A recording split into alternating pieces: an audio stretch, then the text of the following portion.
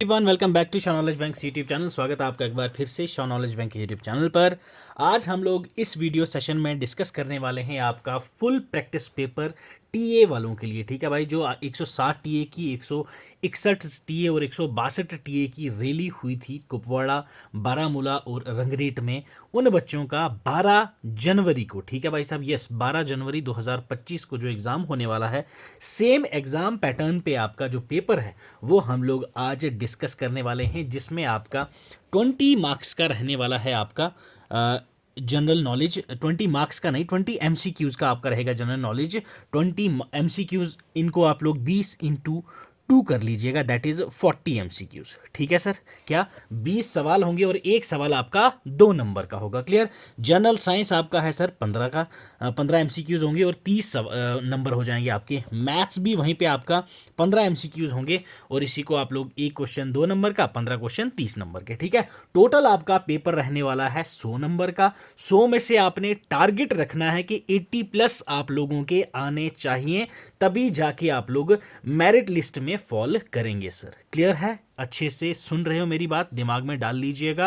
80 plus अपना score आप लोग ऑन एन एवरेज ये आपने एक्सपेक्ट करके जाना है। अगर आप लोग एक्सपेक्ट ही 32 करके आओगे, क्योंकि 100 में से 32 वाला क्वालिफाई हो जाएगा, वो तो आपका वाइवा के लिए बुला लेंगे। वाइवा में जाने के बाद आपका जो लास्ट में टोटल ओवरऑल स्कोर है, उसके बेसिस पे आपका मेरिट लिस्ट बनती है। ठीक है, तो आपने कम से कम 70 से नीचे तो अपने नंबर नहीं लाने हैं अगर आपको फाइनल मेरिट लिस्ट में आना है। ठीक है भाई, टेरिटोरियल आर्मी के जितने भी एस्पिरेंट्स हैं उनके लिए ये पेपर रहने वाला है। चलिए एक बार पहले जान लेते हैं इनकी इंस्ट्रक्शंस, फिर हम लोग करेंगे इसका आगे पेपर का डिस्कशन फुल फ्लेज्ड। ठीक है, इसकी जो आपको पीडीएफ है भाई साहब पेपर की, वो मिल जाएगी फ्री ऑफ कॉस्ट हमारे टेलीग्राम चैनल के ऊपर। ठीक है, अभी सेशन खत्म होते ही टेलीग्राम चैनल हमारा डिस्क्रिप्शन बॉक्स से ज्वाइन कर लीजिएगा, वहाँ से जाके इसको डाउनलोड कर लेना। वहाँ हमारा स्टैटिक जीके की काफ़ी सारी पीडीएफ्स हैं, वो भी आप डाउनलोड करके रिवीजन पर्पज़ के लिए रख सकते हैं सर। ठीक है, बाकी डेली करंट अफेयर्स के लिए हमारा इंस्टा हैंडल और एक्स अकाउंट जाके चेकआउट कर लीजिएगा।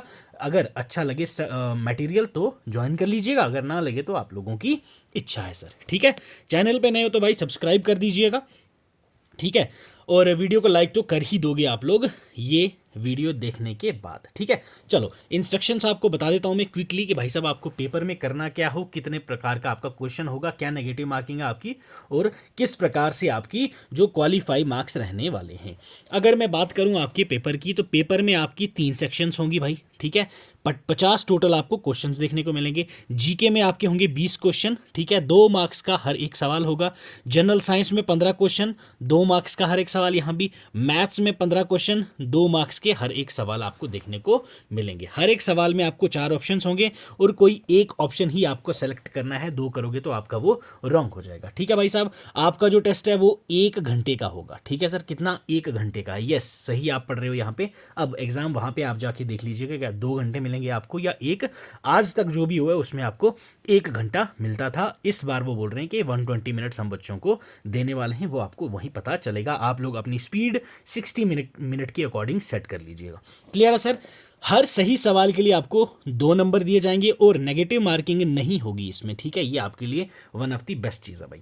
अगर यहाँ पे मैं बात करूँ आपकी सोल्जर जीडी और ट्रेड्समैन की, ठीक है, सोल्जर जीडी और सोल्जर ट्रेड्समैन जो है उसको चाहिए मिनिमम 32 मार्क्स। ठीक है, 100 में से 32 मार्क्स आप लाओगे तो क्वालिफाई हो जाओगे वाइवा के लिए। क्लियर।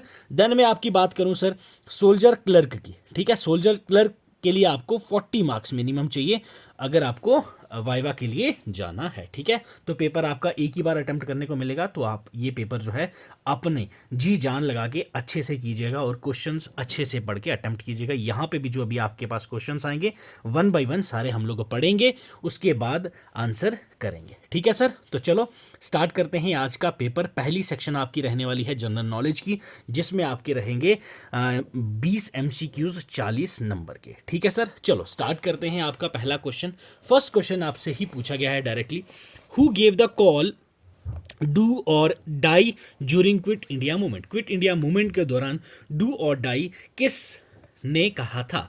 क्या ये जवाहरलाल नेहरू जी ने कहा था, सुभाष चंद्र बोस जी ने कहा था, महात्मा गांधी ने कहा था, या सरदार पटेल जी ने कहा था? यस, किसने कहा था? तो भाई हम लोग अगर हिस्ट्री की बात करें, क्विट इंडिया मूवमेंट हमारा कब हुआ था सर? 1942 में। क्लियर है? 1942 का वो दौर था जब हमारे जितने इंपॉर्टेंट रूलर्स थे, ठीक है, जितने भी इंपॉर्टेंट हमारे फ्रीडम फाइटर्स थे, उनको क्या कर दिया गया था सर? प्रिजन में दे दिया गया, जेल में डाल दिया गया। तो वहां पे जब सारे के सारे लीडर्स अंदर हो गए, ठीक है सर, तो बाहर जो लोग बचे, लोगों के पास क्या था? कुछ था ही नहीं। पहले जो लीडर गाइड कर रहे थे वो बेचारे सब लोग कर रहे थे, फॉलो अप कर रहे थे। अब लीडर अंदर हो गए, अब इनके पास कुछ बचा नहीं। तो गांधी जी ने तब एक कॉल दी थी जिसको बोला था डू और डाई, करो या मरो। ठीक है, तो ये किसने दिया था नारा? Yes, it's Mahatma Gandhi. Option C हो जाएगा आपका यहाँ पे करेक्ट आंसर। ठीक है सर, चलो आगे चलते हैं। Question second, which of the following rivers originate from Amarkantak प्लेटिव? Yes, Amarkantak प्लेटिव जो है वहां से आपको कौन सी रिवर ओरिजिनेट होते हुए दिखती है? क्या ये गोदावरी है, नर्मदा है, कावेरी है या फिर कृष्णा है? यस, अमरकंटक प्लेटिव से आपकी नर्मदा ओरिजिनेट होती है सर। क्लियर है? नर्मदा ओरिजिनेट होती है, याद रखना है आपने। गोदावरी जो है आपकी, इसको हम लोग क्या कहते हैं? Ganga of south. ठीक है, गंगा ऑफ साउथ, ये भी आपको याद रखना है। ठीक है, दक्षिण गंगा, साउथ की गंगा किसको बोलते हैं? गोदावरी को बोलते हैं। क्लियर? चलो आ जाएं अगले सवाल पर sir. Question 3, the Indian national Congress was formed in which year? INC कब फॉर्म हुई, ये आपसे पूछा गया सर। क्या 1980 में हुई, 82 में हुई, 85 में हुई या 1890 में हुई? तो सर ये आपकी 1885 में ये फॉर्म की जाती है A.O. ह्यूम के द्वारा। ठीक है, A.O. ह्यूम जी के द्वारा ये फॉर्म की जाती है। इसका फर्स्ट सेशन कब कहाँ होता है सर? मुंबई में। तब हम लोग बॉम्बे बोलते थे। ठीक है, बॉम्बे के अंदर हुआ। WC बैनर्जी, इन्होंने किया इसको प्रिजाइड। क्लियर है sir? WC Banerjee. First session होता कब है सर? 1885 के अंदर ही। क्लियर है? याद रखिएगा। अब हिस्ट्री की थोड़ी सी क्विक रिवीजन में आपकी करवा देता हूं भाई। क्लियर? हिस्ट्री हमारी जो है भाई स्टार्ट कहाँ से कहाँ होती है? मॉडर्न हिस्ट्री की अगर मैं आपसे बात करूं तो वो हम लोग कहाँ से मेनली पढ़ते हैं? 1856, 1857 रख लीजिए सर। 57 से लेके 1947 तक ये हमारी है on A approx freedom struggle वाला फेस। ठीक है, 1957 में होता है हमारी क्या सर? सिपाही म्यूटनी। क्लियर है? ठीक है सर, सिपाही म्यूटनी, जिसको आप लोग फर्स्ट वॉर ऑफ इंडिपेंडेंस भी कहते हैं। ठीक है, उसके बाद जो इंपॉर्टेंट होता है वो हमारे पास आता है INC की फॉर्मेशन। कब होती है? 1885। 1885 के बाद हमारे पास 3 एरा आते हैं। एक होता है आपके पास मॉडरेट्स एरा। क्लियर? नेक्स्ट आपके पास आता है एक्सट्रीमिस्ट एरा। उसके बाद जो लास्ट आता है वो हमारे पास कौन सा होता है भाई? Gandhian era. ये भी आपको याद रखना है सर। मॉडरेट एरा आपका चलता है 1885 से लेके 1905 तक। एक्सट्रीमिस्ट एरा वाले आपकी 1905 से लेके 1915 तक।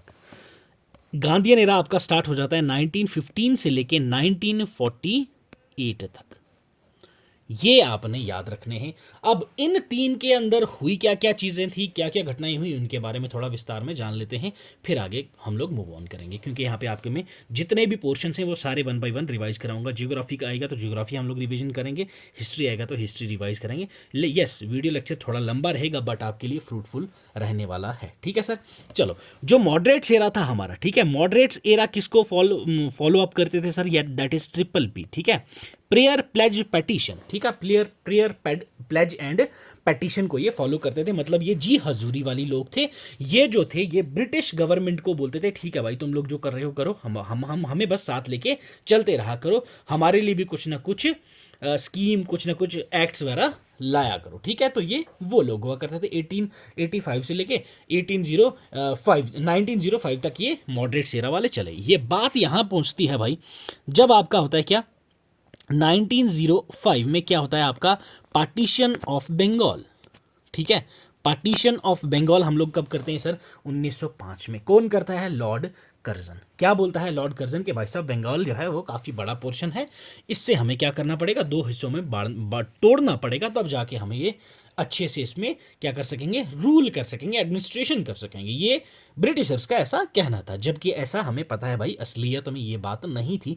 उनका मेन मुद्दा क्या था, जो बंगाल की पार्टीशन उन्होंने की, इन्होंने क्या किया, एक तो वेस्ट बंगाल किया, एक ईस्ट बंगाल किया। ईस्ट बंगाल की मेजॉरिटी मुस्लिम थी, वेस्ट बंगाल की मेजॉरिटी हिंदू थी। इन्होंने क्या कर दिया है, डिवाइड एंड रूल वाली पॉलिसी खेलना शुरू कर दी थी कि हम लोग यहाँ पे अगर लोगों की डिवाइड नहीं करेंगे तो ये बड़े ही जल्दी हमें खदेड़ के यहाँ हमें वापस इंग्लैंड फेंक देंगे, इंडिया से निकाल देंगे। ठीक है, तो वो लोग समझ गए थे कि अब जो भारतवासी हैं भाई साहब, अब उत्तेजना इनकी बढ़ रही है, इनको पता चल गया कि भाई तुम लोग अब हम पे इतना रूल नहीं कर सकोगे। ठीक, तो ये वो लोग थे, समझ गए आप लोग।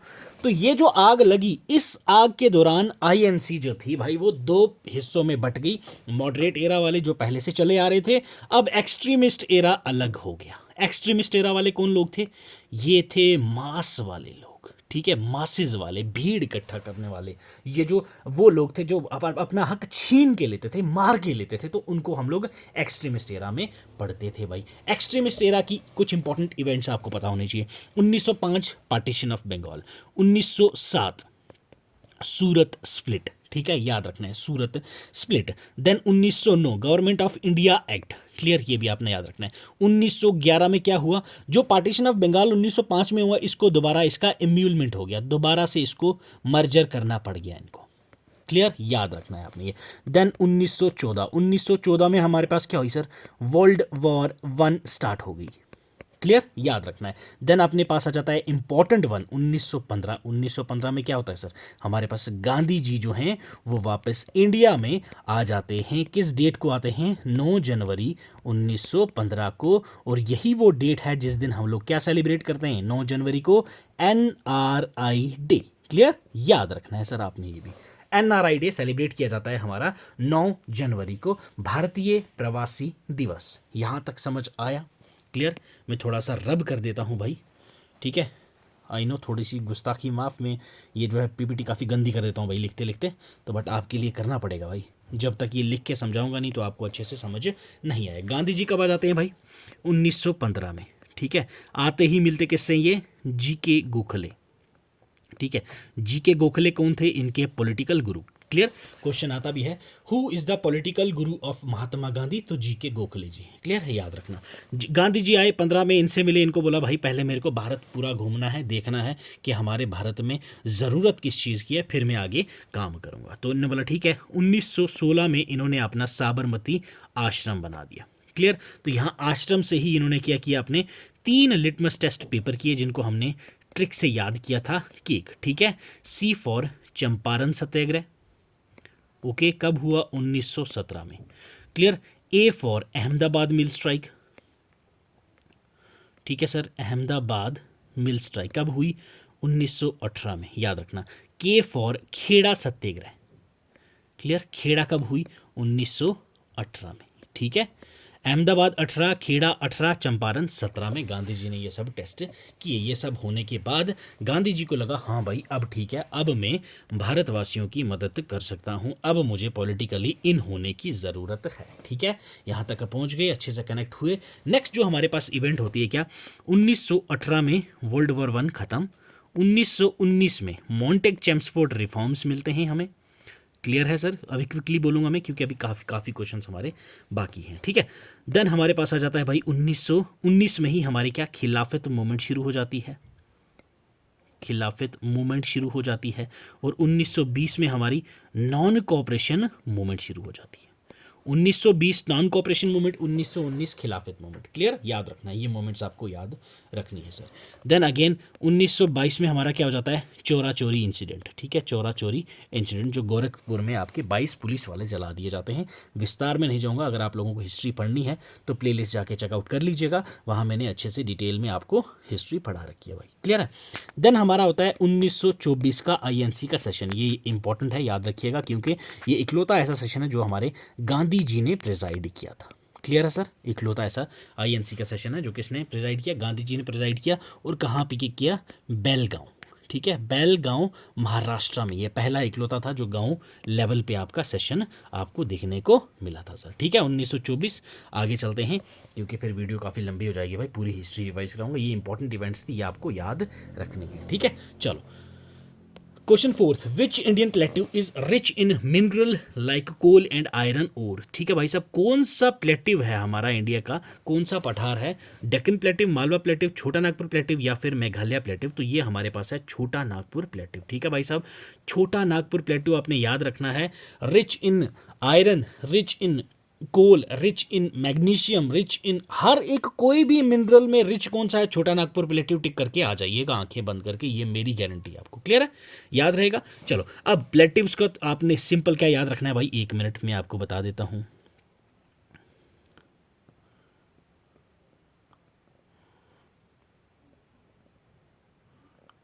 थोड़ा सा भाई सब्र रखो, ये मैप ड्रॉ करने दो मुझे। ठीक है, ये सेंटर से मार दीजिए लाइन। ये हमारे पास क्या आ जाते हैं भाई, सेंट्रल हाईलैंड्स। ठीक है, नीचे वाले क्या आ जाते हैं, डेक्कन प्लेट्यू। ये आपने याद रखना है, यहां बच्चे कंफ्यूज होते हैं भाई। हमारा इंडिया को सेंटर से काट लो, ऊपर वाले आपके पास सेंट्रल हाईलैंड्स, यहाँ Marwar plateau, Mewar plateau, central highland plateau, ये छोटा नागपुर प्लेट्यू, यहाँ मेघालय प्लेट्यू, ये कहाँ कौन से हैं, सेंट्रल हाईलैंड में आते हैं, याद रखिएगा। अब ये जो डेक्कन प्लेट्यू हैं इनको हम लोग क्या बोलते हैं, peninsular. Okay, peninsular plateau. Peninsular plateau कौन से होते हैं, जो हमारे सदर्न पार्ट में, ये वाले पार्ट में आते हैं, ये वाला पार्ट। ठीक है, ये वाले पार्ट में जो प्लेट्यू हैं इनको हम पेनिनसुलर प्लेट्यू कहते हैं। क्यों, पेनिनसुला क्या होता है पहले आपको ये पता होना चाहिए। पेनिनसुला वो हमारा लैंड मास होता है जो तीनों तरफ से पानी में गिरा हो। ये देखिए यहां क्या है भाई, यस, तो ये क्या है, बे ऑफ बंगाल पानी, अरेबियन सी पानी। ठीक है, तो ये साउथ, ये देखो वेस्ट, ईस्ट एंड साउथ, तीनों साइड पानी से घिरे हुए हैं इस एरिया के।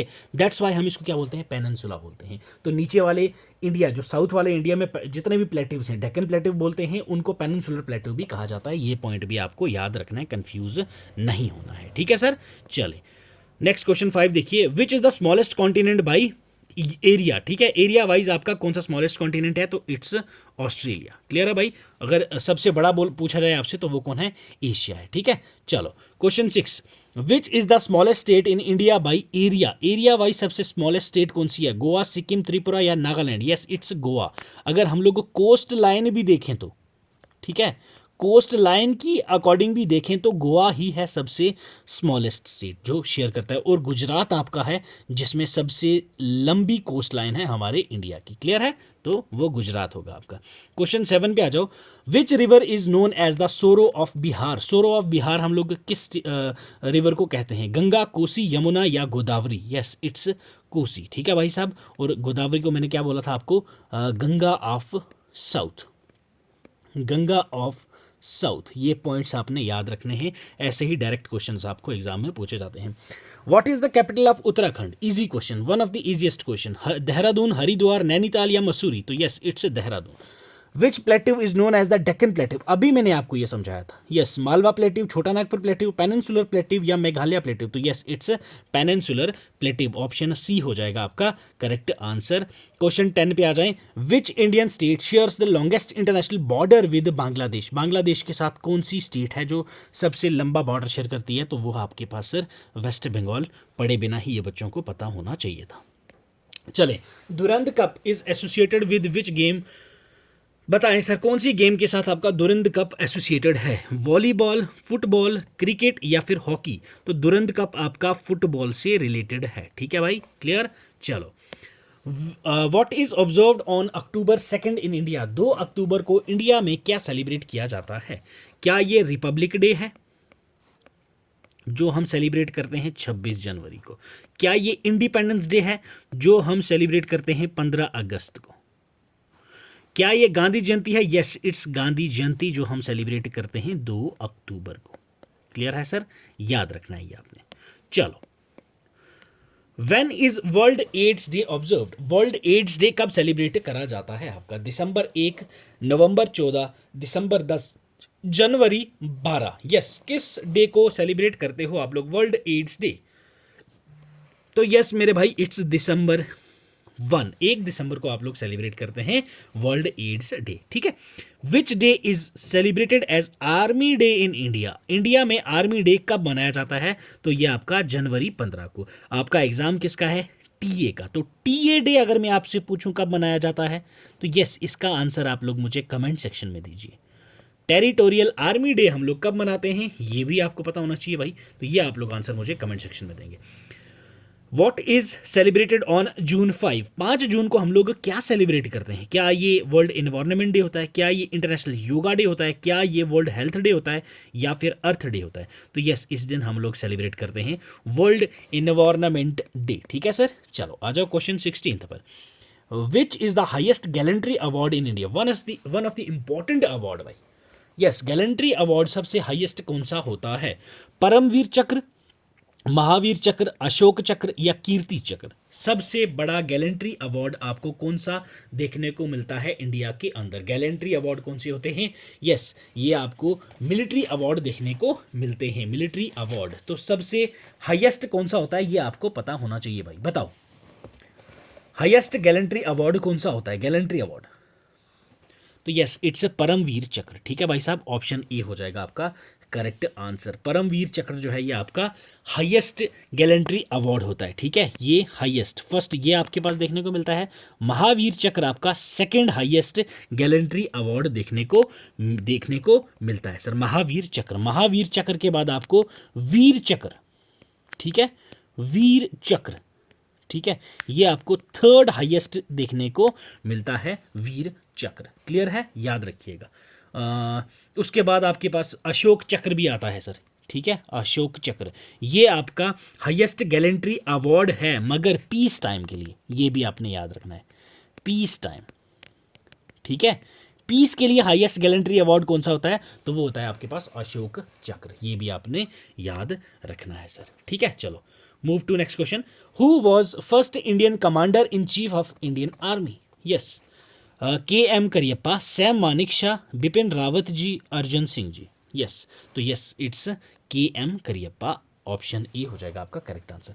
Question 18, which of the following line divide India and Pakistan, India और पाकिस्तान को कौन सी लाइन डिवाइड करती है, तो यस, इट्स रेड क्लिफ, सभी यही बोलोगे आप लोग, है कि नहीं सर, है ना, सभी ने रट्टा भी यही मारा होगा, बट यहाँ पे तो रेड क्लिफ लाइन है ही नहीं, अब क्या हो गया, इंडिया पाकिस्तान मैकमोहन लाइन, ये तो इंडिया चाइना है सर, गया। दुरंत लाइन, ये तो पाकिस्तान अफगानिस्तान है सर, गया। लाइन ऑफ कंट्रोल और line of actual control, LOC, LAC, ये क्या चीज है sir, LOC India and Pakistan, LAC India and China. अब ये कंसेप्ट नहीं भूलना है आपने, लाइन ऑफ कंट्रोल इंडिया और पाकिस्तान को डिवाइड करती है, line of actual control India and China को करती है डिवाइड, तो ये आपको सिंपल याद रखना है, ऑप्शन सी हो जाएगा आपका correct answer for this particular question, ठीक है। 19 question, which operation was conducted during the Kargil war, Kargil war के दौरान कौन सा ऑपरेशन था, जिसको उसका नाम क्या था उस ऑपरेशन का, operation Vijay, operation blue star, operation Meghdoot, operation cactus, ये चारों ही इंपॉर्टेंट ऑपरेशन हैं, एक बार जाके रीड आउट जरूर से कर लीजिएगा चारों के बारे में, ठीक है भाई। ऑपरेशन विजय था वो आपका ऑपरेशन जो आपको कारगिल वॉर के समय में देखने को मिला, दैट इज 1999 में, क्लियर है।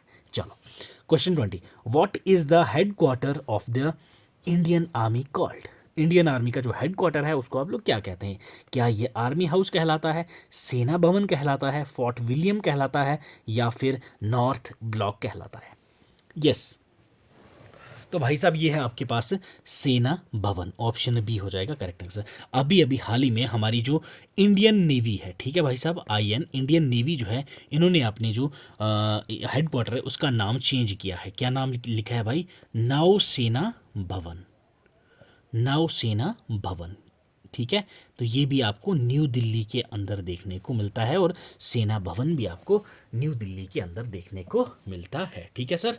तो ये थे आपके 20 क्वेश्चंस आपके जीके के पोर्शन के, कमेंट करके मुझे ज़रूर से बताइए कि 20 में से आपका क्या स्कोर रहा, फिर हम लोग चलते हैं आगे साइंस वाले पोर्शन की तरफ, ठीक है भाई साहब। तो एक बार कमेंट करके बताना पेपर सॉल्व करने में आपको मज़ा आ रहा है या नहीं आ रहा है, अच्छे से इंटरेस्टिंगली आपका मन लग रहा है या नहीं लग रहा है, ऐसे ही क्वेश्चन आएंगे, इससे कुछ बाहर नहीं आने वाला है आपका, ये मैं आपको गारंटी से बता रहा हूँ। क्लियर है? इससे टफ आपका पेपर नहीं जाएगा, लिख के ले लो मेरे से, इससे इजी ही लेवल रहेगा। ये हमारा आज हम लोगों ने फर्स्ट पेपर किया है, हम लोग ऐसे 3 पेपर करेंगे आपके लिए। क्लियर है? ऐसे 3 पेपर मैं आपके लिए लेके आऊँगा, जिसमें आपको ऐसे ही क्वेश्चन प्रैक्टिस करवाऊँगा, ताकि आपकी अच्छे से प्रैक्टिस हो जाए। Clear?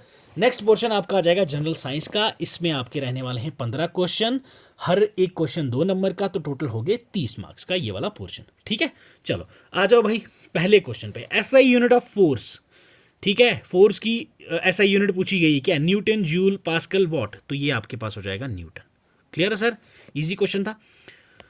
Which property of an object determines it's inertia, inertia किसी भी ऑब्जेक्ट की कौन डिटरमाइन करता है? तो भाई उसका मास। ठीक है, ऑप्शन बी हो जाएगा correct answer. What is the speed of light in a vacuum, vacuum के अंदर जो लाइट की स्पीड है वो क्या रहती है? 3:10 की पावर 8। क्लियर भाई साहब? मिली सेकेंड। ऑप्शन सी हो जाएगा करेक्ट आंसर। साइंस अगर आप लोगों ने नहीं पढ़ी है तो प्लेलिस्ट जाके देखिए, जनरल साइंस वाला पोर्शन हम लोगों ने एक्सप्लेनेशन के साथ भी किया हुआ है, और जनरल साइंस के पोर्शन के हम लोगों ने एमसीक्यूज भी किए हुए हैं। तो मैं रिकमेंड करूंगा आपको general science, physics, chemistry, bio for all exams, वो जो प्लेलिस्ट है उसमें 10 वीडियोस ही हैं, 8 से 10 वीडियोस। एमसीक्यूज जाके कर लीजिएगा, अभी आपके पास डिटेल में पढ़ने का वक्त नहीं है। एमसीक्यूज करो अच्छे से, तो आपका इजीली हो जाएगा, क्योंकि आपके डायरेक्ट क्वेश्चंस पूछे जाते हैं आपके एग्जाम में। क्लियर है सर? चलो question 24, which mirror is used in the rear view of vehicles, जो गाड़ियों का रियर व्यू का मिरर होता है उसमें कौन सा मिरर यूज किया जाता है? कॉन्वेक्स, कॉनकेव, प्लेन या सिलेंड्रिकल? तो yes, it's convex mirror. Clear? याद रखिएगा, कॉन्वेक्स मिरर यूज किया जाता है। What is the term for material that allow electricity to flow through them easily, कौन सा मटेरियल हम लोग यूज करते हैं ताकि भाई साहब जो इलेक्ट्रिसिटी है वो बड़े ही प्यार से वहां से फ्लो होके चल जाए? यस, क्या हम लोग इंसुलेटर करते हैं, कंडक्टर्स, रेजिस्टर्स या कैपेसिटर्स? तो यस भाई, ये आपके पास कंडक्टर्स होते हैं। ओके, ऑप्शन बी हो जाएगा करेक्ट फॉर दिस क्वेश्चन 25। ठीक है सर? चलो क्वेश्चन 26 पे आ जाओ। What is the chemical formula of water? भाई बताओ, ये तो मुझे भी नहीं आता यार, बड़ा टफ क्वेश्चन आ गया आपका। बता दें आप तो बड़ी आपकी मेहरबानी होगी भाई। वाटर का केमिकल फॉर्मूला क्या होता है? यस, तो भाई one of the easiest question इस पूरे सेट का आपको ये वाला देखने को मिलेगा। इससे इजी तो मुझे नहीं लग रहा कोई मिल जाएगा आपको। तो H2O, ठीक है, केमिकल फॉर्मूला ऑफ वाटर क्या होता है? H2O। अब यहाँ पे अगर केमिकल फॉर्मूले की बात करें हम लोग, ठीक है, सोडियम क्लोराइड NaCl, ठीक है, NaCl इज सोडियम क्लोराइड, जिसको हम लोग क्या बोलते हैं? Common salt, common salt. ठीक है, sodium carbonate, sodium carbonate that is Na2CO3, ठीक है, नहीं ये तो सोडियम बाइकार्बोनेट है, Na2CO3 that is sodium bicarbonate, नहीं ये आपका है sodium carbonate, sodium carbonate, yes, Na2CO3 sodium carbonate, जिसको आप लोग क्या कहते हैं sir? Washing soda. Okay, washing soda. Clear? ये भी आपको याद रखने हैं, कुछ कॉमन से नाम हैं, ये आपको डायरेक्टली कभी कभी पूछे जाते हैं। ठीक है, calcium carbonate CaCO3, CaCO3, calcium carbonate, calcium carbonate क्या चीज़ है? That is limestone. ओके भाई, लाइमस्टोन, ये भी आपको पता होना चाहिए। क्लियर? नेक्स्ट क्वेश्चन पे आ जाएं। अगला सवाल क्वेश्चन 27 क्या बोला गया है? What is the pH value of neutral solution, neutral solution की पीएच वैल्यू क्या होती है भाई? यस, बताएं। इससे इजी सवाल तो मुझे लग नहीं रहा कि भाई साहब आपके पास यहां देखने को मिलेगा। पीएच वैल्यू का क्वेश्चन आपको डेफिनेटली एक ना एक आएगा, याद रखिएगा। ठीक है, तो न्यूट्रल वैल्यू क्या होती है भाई आपके पास?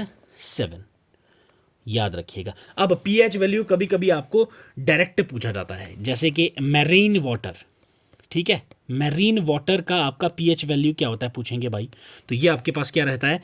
8.4। क्लियर है?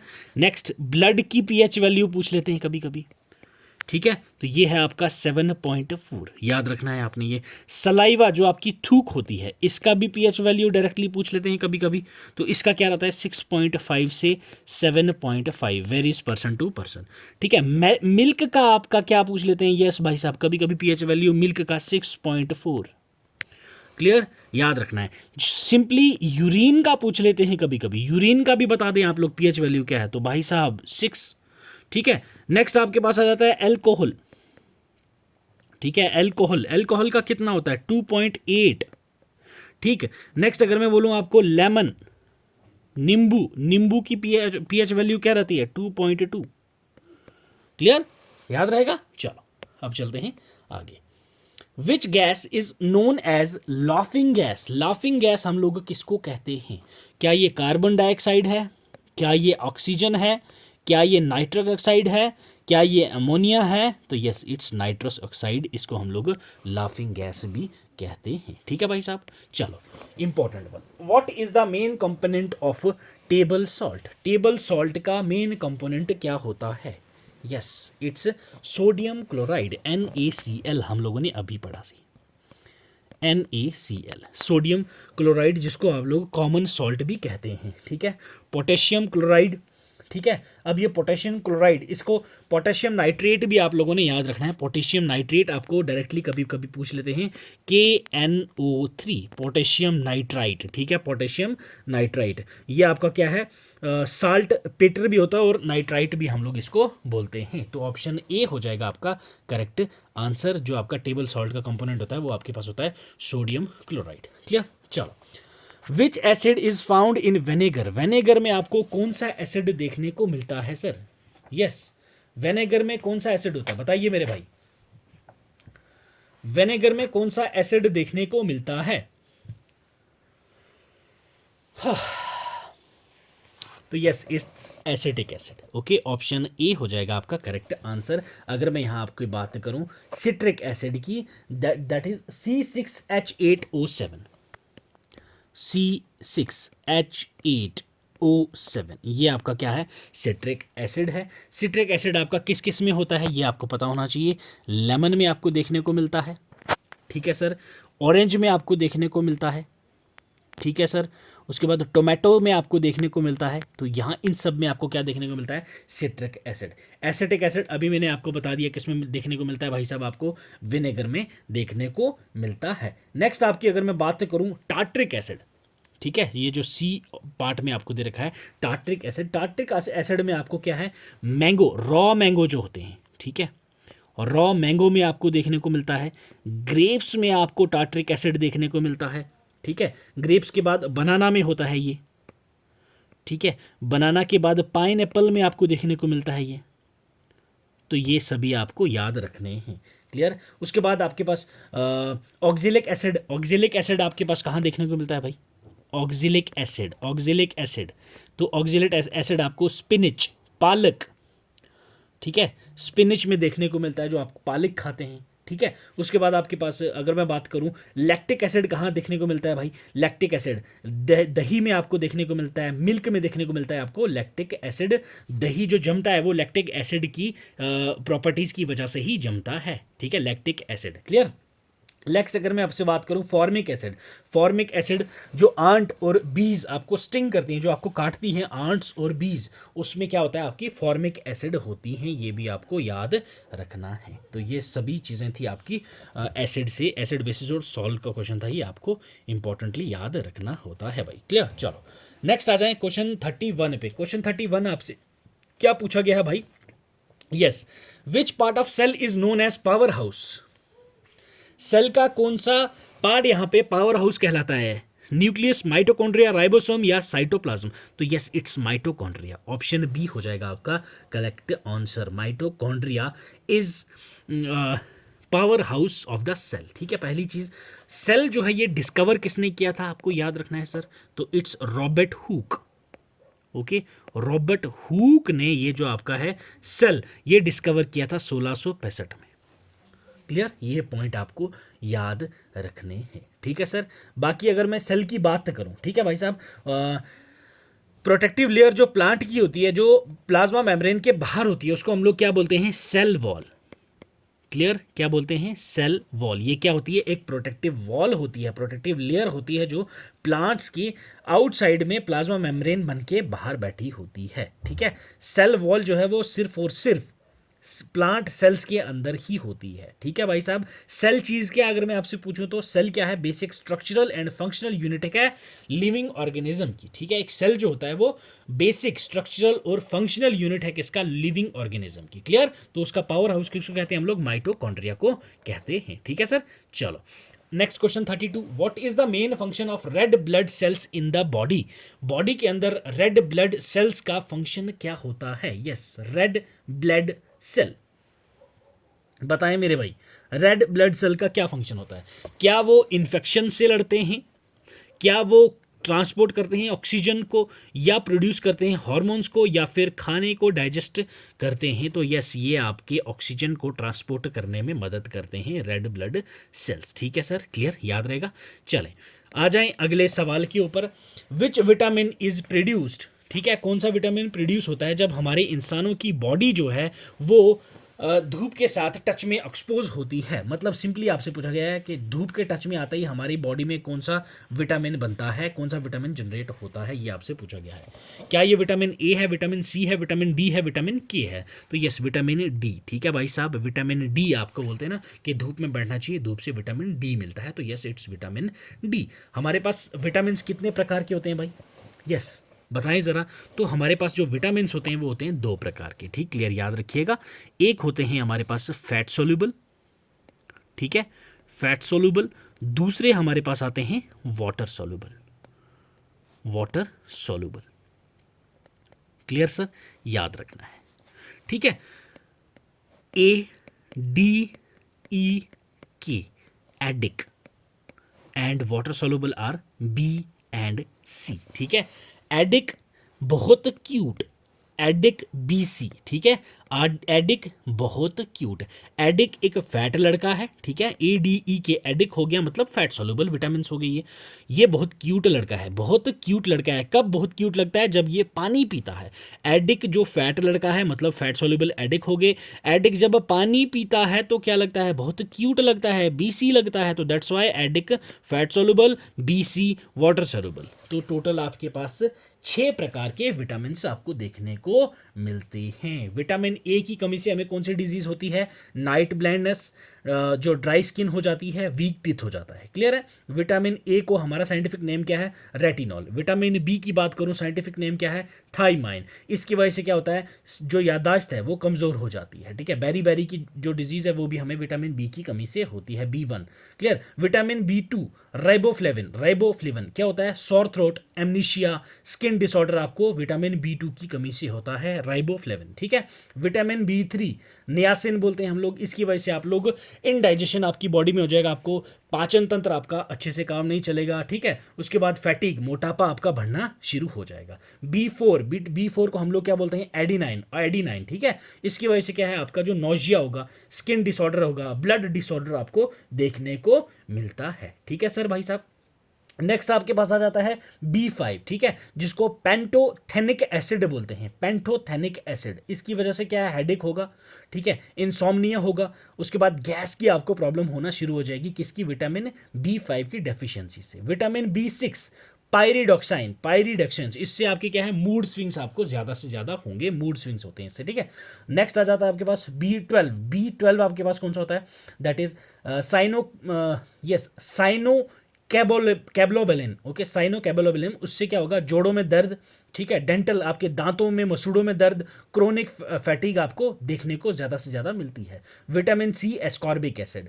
ठीक है, ये क्या है, आपकी जो जख्में वगैरह होंगी तो वो जल्दी फिर आपको नहीं भरती हैं अगर आपके शरीर में विटामिन सी की कमी है। Vitamin D that is calciferol, इसकी कमी से आपको डिप्रेशन हो सकती है, एंजाइटी हो सकती है। ठीक है, वीक इम्यून सिस्टम हो जाएगा, आपको रिकेट्स की डिजीज हो सकती है, ऑस्टियोमेलिशियस जो आपके जोड़ों में होता है ना, पाँव हाथ टेढ़े हो जाते हैं, तो वो आपको किसकी वजह से होते हैं, विटामिन डी की वजह से होते हैं। Vitamin E tocopherol. ठीक है भाई साहब, टेकोफेरोल। नेक्स्ट आपके पास विटामिन के। विटामिन के क्या है भाई साहब, ये हेमरेज के लिए होता है आपके पास। ब्लड क्लोटिंग जो है, इसमें आपकी ब्लीडिंग की नहीं होती है, इसकी वजह से ब्लड क्लॉटिंग नहीं हो पाती है। तो दैट्स वाई आपकी विटामिन के जो है वो आपका ब्लड क्लॉटिंग के लिए रिस्पॉन्सिबल होता है। Clear sir? 33 क्वेश्चन आपका क्लियर। विटामिन भी हम लोगों ने एक बार अच्छे से रिवाइज कर लिए हैं। चलो, which organ is responsible for filtering of blood in the human body? हमारी बॉडी के अंदर कौन सा ऑर्गन है जो ब्लड फिल्टर करता है, ब्लड फिल्ट्रेशन का काम करता है? लिवर, हार्ट, किडनी या फिर लंग्स? यस, बताएं मेरे भाई। तो यस, इट्स किडनी। भाई साहब, हमारे शरीर का कौन सा वो ऑर्गन है जो काम करता है हमारे किसका, ब्लड फिल्टर करने का? तो वो कौन सा ऑर्गन है भाई? यस, वो हमारी किडनी है। ठीक है, किडनी जो है हमारी, वो हमारी प्रॉपर तरीके से मदद करती है किस चीज़ में? हमारा जो ब्लड है वो फिल्टर करने में। क्लियर है? क्वेश्चन 34 उम्मीद करता हूं आपको क्लियर हुआ होगा सर। चलो आ जाओ अब question 35। What is the basic structural and functional unit of life? अब भी मैंने आपको ये बताया था पीछे ही। Basic structural and functional unit of life किसको कहते हैं? टिश्यू, सेल, ऑर्गन या फिर ऑर्गेनिज्म? तो यस, इट्स सेल। ओके भाई लोग, तो ये हमारा हो जाएगा सेल। तो इसी के साथ आपके 15 एमसीक्यूज ये हो गए हैं जनरल साइंस के। ठीक है, जनरल साइंस के 15 एमसीक्यूज हो गए हैं। तो कमेंट करके मुझे ज़रूर से बताएं आपका क्या स्कोर रहा। 30 नंबर के आपके हम लोगों ने अभी डिस्कस की साइंस, 40 नंबर के हम लोगों ने डिस्कस करी जीके। टोटल हो गए 70 मार्क्स। ठीक है, 70 में से आप लोगों ने कितना स्कोर किया है ये मुझे कमेंट करके बताइएगा। नेक्स्ट आपका कौन सा पोर्शन रह गया भाई? That is maths. मैथ्स आपको पता है कितना इंपॉर्टेंट रोल प्ले करता है। तो ये जो मैथ्स का पोर्शन है, अभी हमारी वीडियो ऑलरेडी 40-45 मिनट्स की हो चुकी है, काफ़ी लेंथी हो चुकी है। तो आगे मैं आपको मैथ्स नहीं कराऊंगा। तो मेरे ही नियरेस्ट में ही भाई लोग एक डेथ हो रखी है, तो मुझे वहाँ जाना है। तो दैट्स वाई मैंने एक्चुअली कल वीडियो लानी थी, तो कल भी नहीं ला पाया इमरजेंसी की वजह से। तो अब यहाँ एक डेथ हो गई है। तो आज भी मैं सोच रहा था नहीं लाऊं, कल लाऊं, फिर मैंने नहीं यार लेट हो जाएगा आप लोगों के लिए। रोज़ मैं बोलता हूँ अगले दिन आएगी अगले दिन आएगी, बट वीडियो 2 दिन से नहीं आ रही थी। तो आज मैंने सोचा रिकॉर्ड कर ही लेता हूँ। तो काफ़ी डीप हो गई है पिछली वीडियो भी, इसलिए 40-45 मिनट की वीडियो आई थिंक्स हो गई है। तो अभी आगे मुझे वहाँ जाना है, तो इसलिए थोड़ा लेट हो रहा है भाई। तो उम्मीद करता हूँ, एक्सपेक्ट करता हूँ आप लोग समझेंगे। तो कल आपको मैथ्स और रीजनिंग वाला जो पोर्शन है वो मैं आपको बिल्कुल ट्रिक्स के साथ, ट्रिक और टिप्स के साथ आपको ये सब फॉर्मूले दूंगा। परसेंटेज जैसे करवाऊंगा तो परसेंटेज के फॉर्मूले सारे यहाँ पे आपको याद करवा दिए जाएंगे। रेशियो, प्रॉफिट एंड लॉस, सारी चीज़ें आपको अच्छे से करवाई जाएंगी। क्योंकि टाइम पास तो करना नहीं है भाई, आपकी लाइफ का सवाल है। एक टाइम आप लोगों ने अगर अच्छे से यहाँ पे दे दिया, ठीक है, तो आपकी पूरी की पूरी लाइफ सेटल हो जाएगी भाई। ठीक है, तो ढंग से पढ़ेंगे हम लोग, अच्छे से करेंगे। कल आपका मैथ्स एंड रीजनिंग वाला पोर्शन हम लोग 9 बजे वाली क्लास में करेंगे। परसों आपका मॉक टेस्ट 2 हो जाएगा। ठीक है, मॉक टेस्ट सेकंड वाला आपका पूरा का पूरा मैं कंडक्ट कर लूंगा। वो वाली क्लास भी जरूर से देखिएगा। चैनल पर नए हो तो भाई सब्सक्राइब कर दीजिएगा। वीडियो पसंद आई हो मेरे भाई तो लाइक करके कमेंट सेक्शन में फीडबैक अपना ज़रूर से दीजिएगा कि आपको कैसा लगा हमारा मॉक टेस्ट, ताकि हमें भी थोड़ा सा मोटिवेशन मिले। तो आपके लिए ऐसे ही वीडियोस हम लोग बनाते रहें। इसकी पीडीएफ हमारे टेलीग्राम चैनल से डाउनलोड कर लीजिएगा, और मैं अभी पीडीएफ सारी दे दूंगा। आप लोग अपने हैंड से भी कोशिश करिएगा मैथ्स और रीजनिंग को प्रैक्टिस करने की। बाकी कल तो मैं करवाऊंगा ही, आपको टेंशन नहीं लेनी है। तो डेली करंट अफेयर के लिए आप लोग हमारा insta handle and X account check out कर लीजिएगा। बाकी आपको कोई भी पेपर, प्रीवियस ईयर पेपर अगर सॉल्व करवाना हो, ऐसे ही एक्सप्लेनेशन उस पेपर की चाहिए हो, तो आप डायरेक्टली इस ईमेल आईडी पे हमें भेज सकते हैं। तो अब मैं लेता हूं भाई आप लोगों से अलविदा। अच्छे से तैयारी करिए, ये once in a lifetime opportunity है आप लोगों के पास। यहाँ तक आप पहुँच चुके हो, ठीक है, क्योंकि आपका फिजिकल हो चुका है, सारी चीज़ें आपकी हो चुकी हैं। अब अगर यहाँ पे हिम्मत हार जाओगे तो भाई फिर जीरो से आ जाओगे। अभी आप जीरो से चढ़ के 80% तक पहुंच गए हो। आपकी जो स्टेयर्स थी, ठीक है, ये आप लोग अभी सीढ़ियां चढ़ के यहां तक पहुंचे हो। ये यहां से सिर्फ एक जंप करोगे और ये जगह है, यहां टॉप पे पहुंच जाओगे। बस आपका क्या रहा है, एग्जाम। एग्जाम के बाद एक छोटा सा वाइवा है आपका भाई। अगर यहां से आप एग्जाम से गिर जाते हो तो मेरे भाई फिर यहां से स्टार्ट करना है, और फिर गॉड नोस कि क्या पता यहां तक पहुंच पाओ या ना पहुंच पाओ। तो अभी आप लोग अपनी जी जान लगा दीजिए, अच्छे से तैयारी कीजिए। मॉक टेस्ट अभी मैं अपना यहाँ डाल दूंगा। जो पहले हम लोगों ने सेक्शनल मॉक टेस्ट भी किए हैं 5-6, वो भी अपने टेलीग्राम चैनल पर डाल दूंगा। वहाँ से आप लोग उनको भी डाउनलोड करके अच्छे से रिवाइज कीजिए। ठीक है, तो मिलता हूँ आपसे कल अगले वीडियो सेशन में। तब तक अपना ख्याल रखें। God bless you, keep learning, keep sharing.